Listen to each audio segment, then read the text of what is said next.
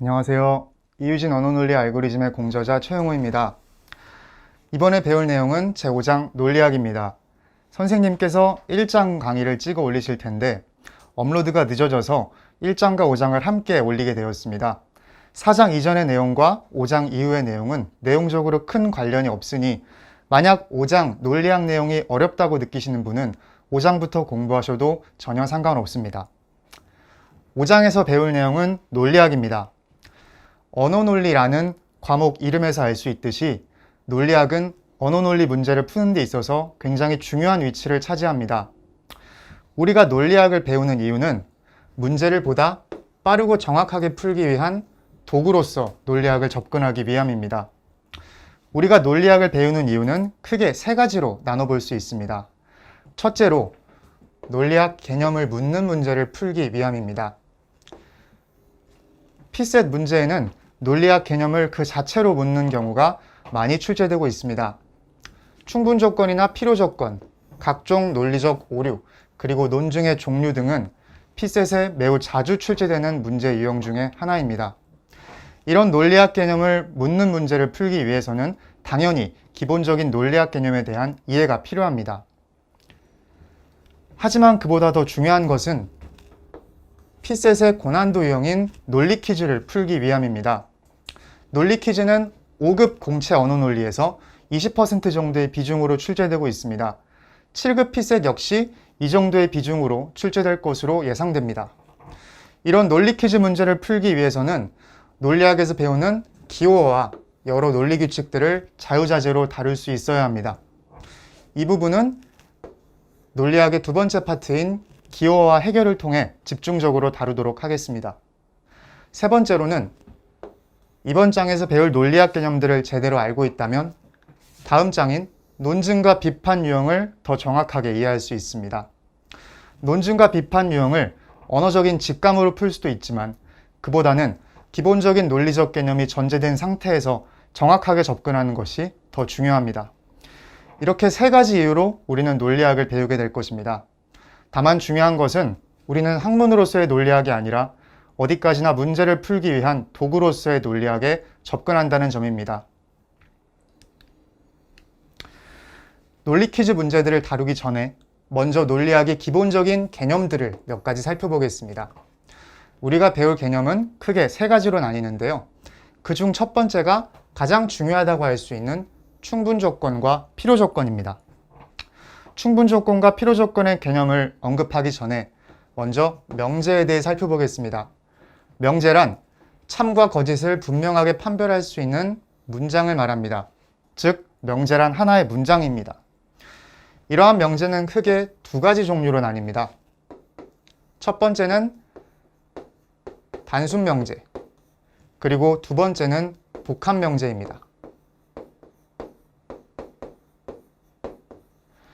말에서도 알 수 있듯이 단순 명제란 하나의 문장이 모여서 만들어낸 명제를 말합니다.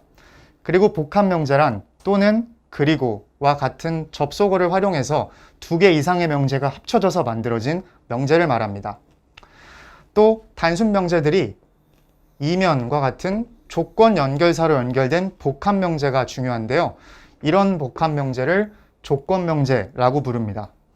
우리가 충분 조건과 필요 조건을 이해할 때 필요한 개념이 바로 이 조건 명제입니다.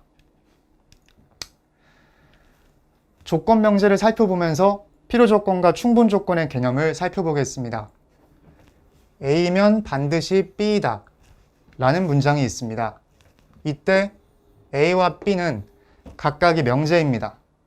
따라서 A라는 명제와 B라는 명제가 결합되어 있기 때문에 A면 반드시 B이다 라는 문장은 복합 명제가 됩니다. 우리는 이 명제를 A 화살표 B라고 부릅니다. A면 반드시 100% B가 되는 것이기 때문에 A 화살표 B라는 표시는 굉장히 직관적으로 보입니다. 다소 문제가 되는 것은 이 다음에 두 가지입니다. B일 경우에만 A다, B에 하나여 A다. 이 두 가지 문장 역시 A 화살표 B로 기호화합니다. 그 이유를 살펴보기 위해서 충분 조건과 필요 조건의 개념을 학습하겠습니다. 먼저 A 화살표 B에서 A는 전건, B는 후건으로 부른다는 사실을 먼저 알려드리고 시작하겠습니다. 전건과 후건이라는 말은 앞으로도 자주 나올 테니 잘 기억해 두시기 바랍니다. 먼저 충분 조건에 대해 살펴보겠습니다. A와 살표 B에서 A는 B의 충분 조건으로서의 원인이라고 합니다. 충분 조건이란 원인이 있을 때 반드시 결과가 있는 관계를 말합니다. 즉, A가 참일 때 B는 항상 참입니다. 이런 조건이 충분 조건으로서의 원인이며 우리가 일반적으로 사용하는 원인의 의미와 동일합니다. 그런데 논리학에서는 A, B에서 B는 A의 필요 조건으로서의 원인이기도 합니다. 즉, A는 충분 조건으로서의 원인이고 B는 필요 조건으로서의 원인입니다. A면 B이다 해서 우리는 A는 원인, B는 결과라고만 생각하지 B가 A의 원인이라고 생각하지는 않는데요. 논리학에서는 B 역시 A의 원인이 될 수 있다는 것이 중요합니다.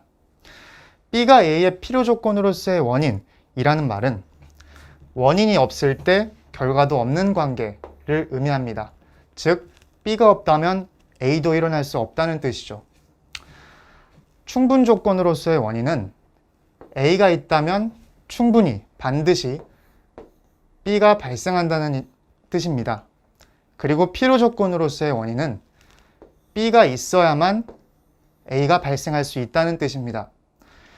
이런 설명이 이해가 되지 않는다면 화살표의 머리가 향하는 방향이 필요 조건, 화살표의 꼬리가 향한 방향이 충분 조건이라고 기억하셔도 됩니다. 중요한 것은 B일 경우에만 A이다 라는 문장에서 B는 A의 필요 조건이고 B의 하나여 A이다 라는 문장에서 B는 A의 필요 조건이라는 점입니다. 이런 형태의 문장은 문제를 풀면서 굉장히 자주 등장할 것이기 때문에 확실하게 기억해 두시기 바라겠습니다. 다음으로 배울 내용은 필요 충분 조건입니다. 앞서 A 화살표 B 라는 복합 명제를 살펴보면서 A가 충분 조건, B가 필요 조건이라고 말씀드렸습니다. 그런데 A 화살표 B이면서 B 화살표 A인 경우 A는 B의 필요 충분 조건이라고 부릅니다. 또 동시에 B도 A의 필요 충분 조건이라고 부릅니다. 즉, A 화살표 B이면서 B 화살표 A인 경우 A와 B는 서로의 필요 충분 조건이 되는 것입니다. 필요 충분 조건이란 원인이 있으면 결과가 있고 원인이 없으면 결과도 없는 관계를 말합니다. 이름과 알 수 있듯이 필요 조건이면서 충분 조건인 경우를 의미하는 것입니다. 이러한 필요 충분 조건은 이렇게 기호하는데요.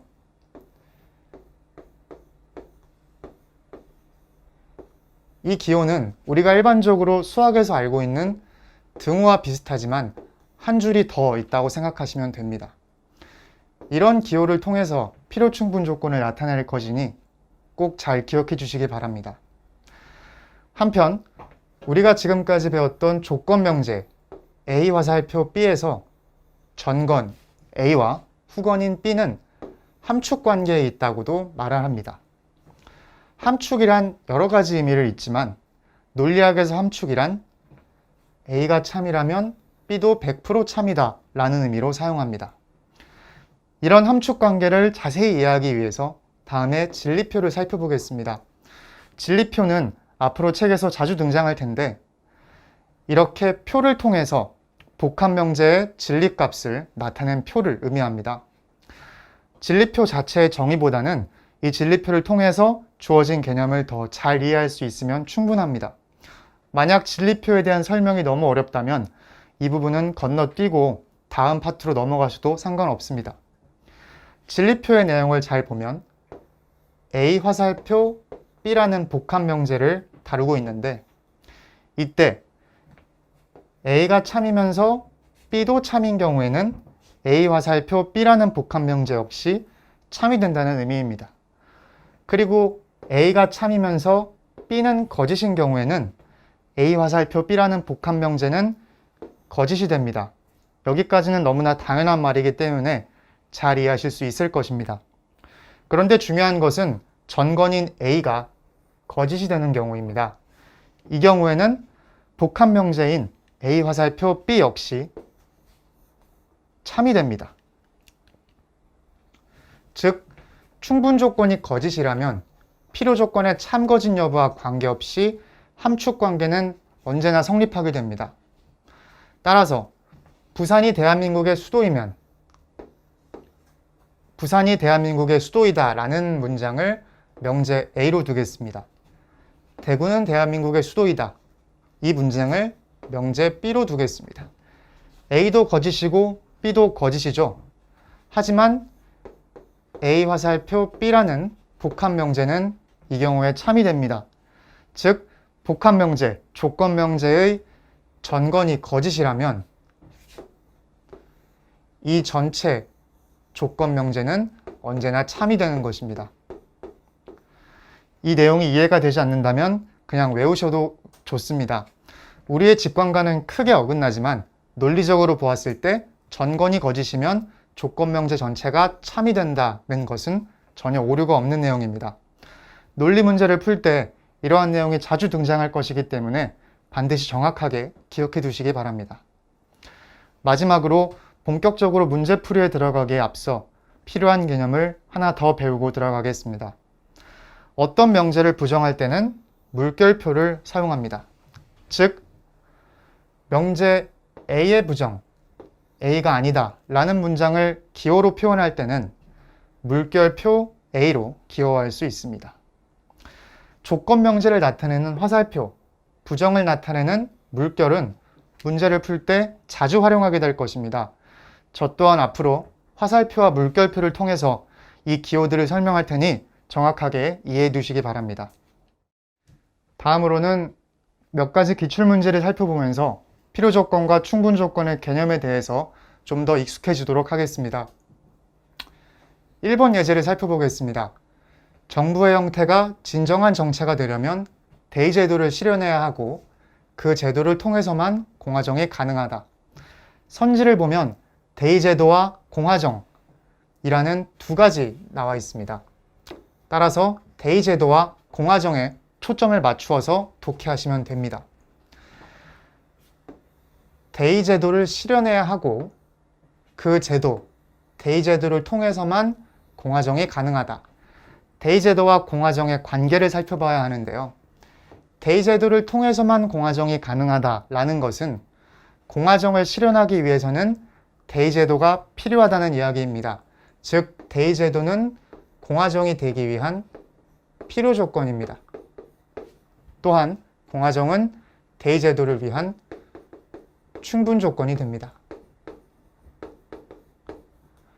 따라서 대의제도는 공화정이 되기 위한 필요 조건이다 라는 선지는 옳은 선지가 됩니다. 2번을 살펴보겠습니다. 시민들의 정치 참여가 증가하면 정보 해석 능력이 향상된다. 정보 해석 능력이 향상되면 시민들의 정치 참여가 증가한다. 시민들의 정치 참여가 증가한다 라는 명제와 정보 해석 능력이 향상된다 라는 명제가 주어졌습니다. 기억은 시민들의 정치 참여 증가 화살표 정보 해석 능력 향상이 되겠고, 니은은 정보 해석 능력 향상 화살표 시민들의 정치 참여 증가가 됩니다. 즉, 시민들의 정치 참여 증가는 기억에서 충분 조건입니다. 그런데 니은에서는 시민들의 정치 참여 증가가 필요 조건이 됩니다. 따라서 이 두 가지 명제는 서로의 필요 충분 조건이 됩니다.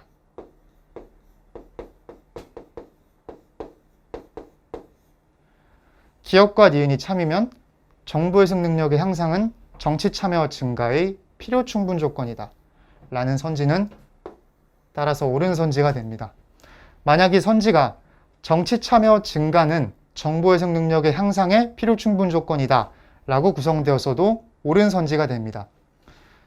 필요 충분 조건에서 두 가지 전건과 후건은 서로가 서로의 필요 충분 조건이기 때문에 만약 선지에서 전건과 후건이 바뀌어 나왔어도 상관없다는 의미입니다. 다음으로 3번을 보겠습니다. 정치 민주화와 경제 발전. 이 부패 척결의 필요 조건이다. 기호를 통해 표현하면 부패 척결, 화살표, 정치 민주화와 경제 발전이 됩니다. 즉, 정치 민주화와 경제 발전은 부패 척결의 필요 조건이라는 것입니다. 선지를 보겠습니다. 개도국의 부패 척결은 정치적 민주화 및 경제적 근대화 없이 이룩할 수 없다. 개도국에 부패 척결이 있다면 반드시 정치적 민주화와 경제적 근대화가 있게 됩니다. 왜냐하면 부패 척결은 정치적 민주화와 경제적 근대화의 충분 조건이기 때문입니다. 따라서 디귿 선지 역시 옳습니다. 4번 문제를 보겠습니다. 관상의 원리에 대하여 과학적 근거가 있을 것이라고 기대하는 사람은 관상의 원리에 의존하는 것이 우리의 삶에 위안을 주는 필요 조건 중에 하나라고 믿는다. 이 말을 기호로 표현하게 되면 관상에 의존하는 것이 우리 삶에 위안을 주는 필요 조건이다 라는 것이 됩니다. 필요 조건이 화살표의 머리 쪽에 위치한다는 점을 기억하시면 이런 기호가 쉽게 이해되실 것입니다. 그런데 선지를 보면 우리가 관상의 원리에 의존하면 삶의 위안을 얻을 것이라고 믿는다. 즉, 관상에 의존하면 삶의 위안을 얻을 것이다 라는 뜻입니다. 선지와 지문의 화살표 관계가 거꾸로 된 게 보이시나요? 즉, 지문에서는 관상의 원리에 의존하는 것을 필요 조건이라고 했는데 선지에서는 삶의 위안을 얻는 것이 필요 조건이 되었습니다. 필요 조건과 충분 조건의 순서를 바꾸어서 함정을 구성한 문제였습니다. 따라서 선지 리을은 옳지 않습니다. 다음으로 예제 1번을 살펴보겠습니다. 예제 1번은 필요 조건, 충분 조건, 필요 충분 조건을 묻고 있습니다. 각 원인에 해당하는 사례, 가나 다를 선택하는 것이 문제의 핵심입니다. 보기, 기역, 니은, 디귿이 주어져 있는데요. 각 보기가 필요 조건, 충분 조건, 그리고 필요 충분 조건 중 어디에 해당하는지를 찾으시면 됩니다. 지문에 각 원인의 해설이 나와 있지만 이 정의를 일일이 읽고 문제풀이에 들어가서는 안 됩니다. 실전에서는 시간이 부족하기 때문에 필요 조건, 충분 조건, 필요 충분 조건이라는 말만 캐치를 하고 바로 문제풀이에 들어가셔야 합니다. 왜냐하면 각 조건의 개념을 미리 알고 있어야 하기 때문입니다. 각 보기를 살펴보면서 어떠한 조건에 해당하는지 찾아보겠습니다. 먼저 기억을 보겠습니다. 물체 속도 변화의 원인은 물체의 힘을 가하는 것이라고 합니다. 물체의 힘을 가하는 것이라는 원인이 필요 충분 조건으로서의 원인인지, 필요 조건으로서의 원인인지, 충분 조건으로서의 원인인지를 찾으면 됩니다. 물체의 힘이 가해지면 물체의 속도가 변하고 라는 것은 원인이 있으면 결과가 있는 관계를 말합니다. 물체의 힘이 가해지지 않는다면 물체의 속도는 변하지 않는다 라는 말은 원인이 없다면 결과도 없는 관계를 말합니다. 즉, 물체의 힘을 가하는 것은 충분 조건으로서의 원인이면서 동시에 필요 조건으로서의 원인이기도 합니다. 즉, 기억은 필요 충분 조건에 해당합니다. 니은을 살펴보겠습니다. 뇌연모기에 물리는 것이 원인이라고 합니다. 뇌연모기에 물린다고 해서 언제나 뇌염에 걸리는 것은 아니다. 하지만 뇌연모기에 물리지 않으면 뇌염은 발생하지 않는다. 원인이 없다면 결과도 없는 관계입니다. 이런 관계는 필요 조건으로서의 원인이다 라고 말씀드렸습니다. 디귿을 보겠습니다. 콜라병을 깨뜨리는 원인은 총알 이외에도 다양하다. 하지만 콜라병이 총알에 맞는다면 그것이 깨지는 것은 분명하다. 총알에 맞는다 라는 원인이 있다면 반드시 깨진다는 결과가 나타납니다. 즉, 충분 조건으로서의 원인입니다. 가나 다가 각각 필요 조건, 충분 조건, 필요 충분 조건이기 때문에 이에 대응하는 선지는 4번이 됩니다. 다음으로 예제 2번을 살펴보겠습니다.